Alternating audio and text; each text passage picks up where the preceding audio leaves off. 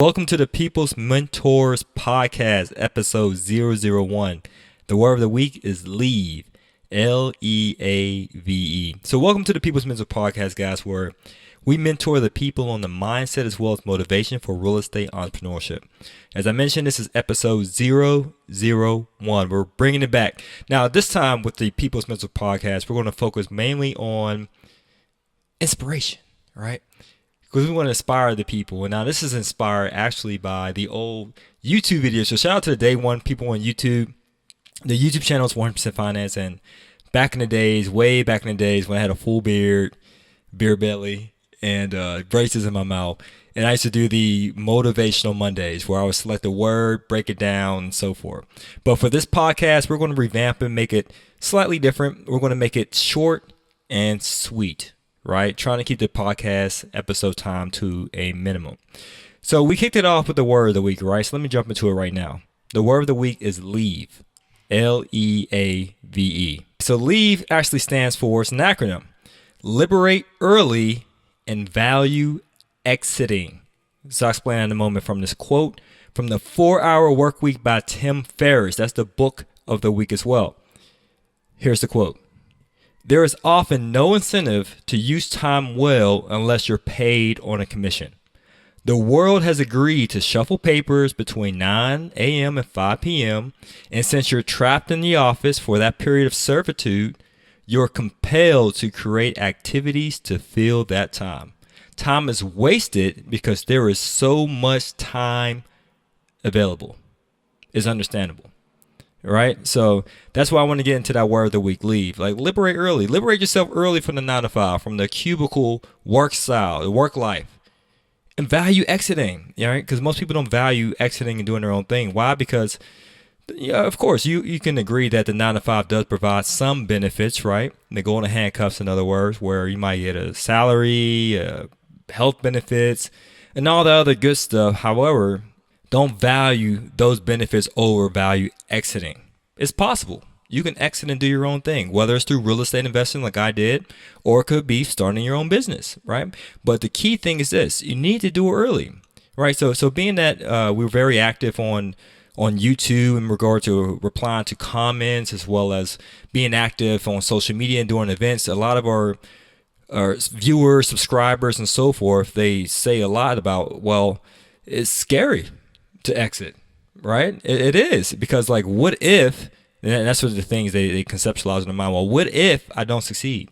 Or what if my tenant destroys a property? Or what if my tenant moves out overnight and they don't pay the rent? Or what if, who cares about all these what ifs? Like, think about the glass being half full. Like, what if you do succeed? What if you do get passive income on a consistent basis with little to no work required? What if you scale your portfolio to the point where you can care less about the day-to-day activities where property management is concerned, because you have a reputable property management company taking on all those activities that you don't want to do, right? The key thing is, what if you actually pursue your passion, pursue your purpose, and actually succeed at it? So I highly encourage you, leave and leave early. Liberate yourself early. Don't wait until you're old and gray, because we get a lot of subscribers and viewers who say that as well. Man, I wish I would have gotten to real estate 20 years ago. Man, I wish I would have heard, I wish I would have met you 5 years ago, Juan Pablo. And at that time, I probably would have did things differently. Well, hey, as the old saying goes, when the student is ready, the teacher will appear, right? So if you're now listening to this podcast and you're considering financial freedom and actually doing it for real, I highly encourage you to take the leap forward this year. Don't let another year go by with you being in the same financial position you were last year, the year before, and so forth. Actually consider liberating yourself as early as possible and value exiting the 9 to 5 in a short matter of time. All right, so now let's get into my thoughts on the book. And here's the book for all my YouTube viewers who are watching it. And then we'll put a link as well in the podcast so you can get access to it, the 4-Hour Workweek. Now, this is the expanded and updated version by Tim Ferriss. Really great book. Now, this is one of my top 5 books, actually. I mean, a book meaning you should read it at least 5 times. In my opinion, if you have a top 5, you should read that top 5 at least 5 times within a lifespan, or at least once a year, right? I highly recommend it. Okay, so let's get into the comments. 4-hour work week. Here's some of my thoughts. There's no incentive to get paid for your time. Like growing up, I remember one time I was working at this job in Marietta. I was a college student, and I used to travel from Athens, Georgia. Go Bulldogs! UGA representing. I would travel from Athens, Georgia to Marietta. So it was about an hour and a half commute. And I used to work at this job on the weekends. And they mistakenly wrote that my pay was $17 an hour, because this one looked like a 7. But I was really supposed to get paid $11 an hour. So when the guy, filled out the paperwork and hired me, the HR department or the billing department saw that, oh, he gets paid 17, 1-7, but it was actually 1-1, right? So unbeknownst to him, I was getting paid like crazy. I was like, damn, I'm getting $17 an hour. I'm balling, especially on the college student budget. I thought I was living my life because I valued getting paid for my time.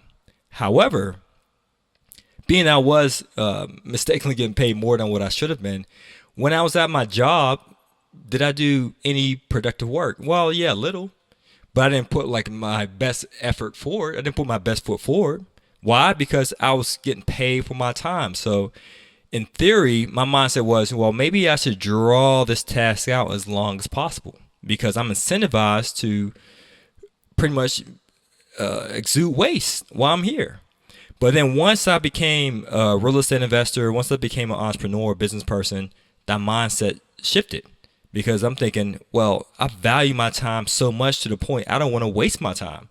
So I want to get this job done as quickly as possible because I want to get paid for the results I contribute to the marketplace and not necessarily just get paid based upon the number of hours I spend executing a task. Totally different mindset. Totally different mindset. And if you're pursuing entrepreneurship, that's the mindset you need to obtain as well. Another thought I had on the book is pretty much this. How are you truly providing value by shuffling papers?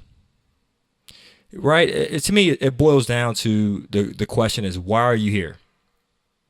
Here meaning, why are you here on this earth?